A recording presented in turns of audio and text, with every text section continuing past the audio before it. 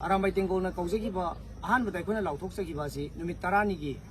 10 days ban tawni na lauthoksakiba ni adu boy koi ngasi ga numit humni subani numit humni subasdagi akhoi hariba ban nasi kharkom thokjare relax tawjare ngasi akhona phamjariba press media briefing asi kaisu nate haukiba tang 8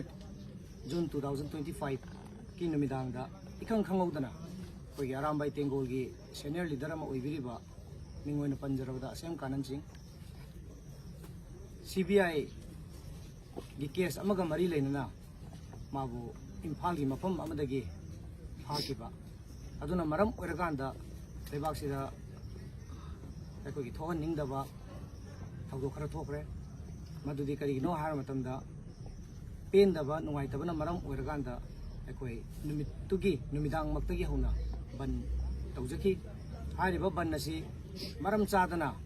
हजिक आरामबाई तेंगोल असी कोई खुलाई पाइबा loop अमसु नते social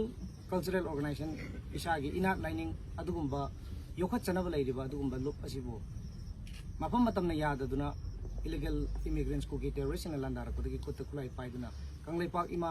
असीबो कन्नबई दमकता होना जरूबगी दमक मदुगी मही होइना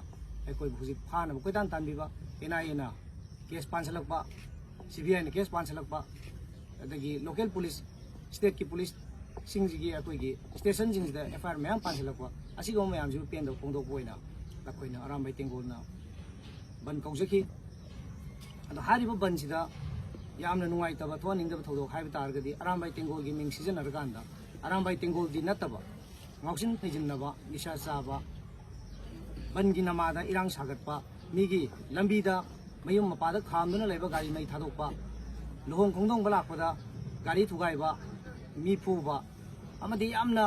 criminal minded hoiba adugumba press ki chinau sing da khut thaba yamna thoning da thodok adugumba then state force in the nauri caption ba adugumba mayam tawsalakpadagi akoi ngasi gi media briefing asi tangai padan tawjabani aduna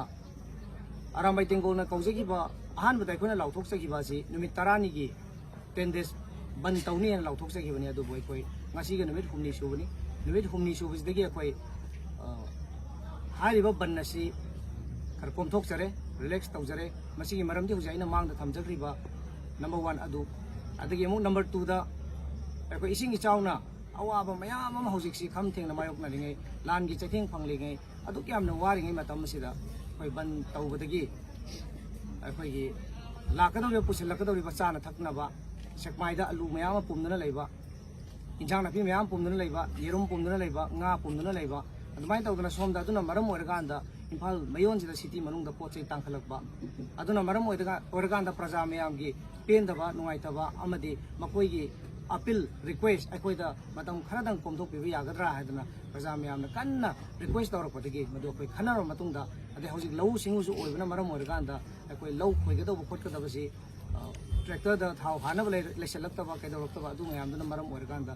मसि कोपना खनरगांदा अखोइ खरा relax तौरसि हाइदना दुमाइना ngasi लेपनाजरे अदुबो अखोइ यामना democratic ओइबा लोना याबा मोंगदा अदुगुंबा खोंजंगदि अखोइ थाजिनख्रिबा अखोइ यामबा senior leader आरामबाई तेंगोल की असेम कानन थादोरक्त्रि फावबा अखोइ मखल मखा कयागी democratic ओइबा मोंगदा खोंजंगदि अदुमक चंगसिन जगिगनी मसिदा प्रजा मियामनासु support तौबिबगा लोइनना कंगलैपाक असिबु कनबदा अखोइ ख्वाइ पुनमना सरुक यामिदनबगी थौदांगदो अखोइ लौमिनसि वाफमदो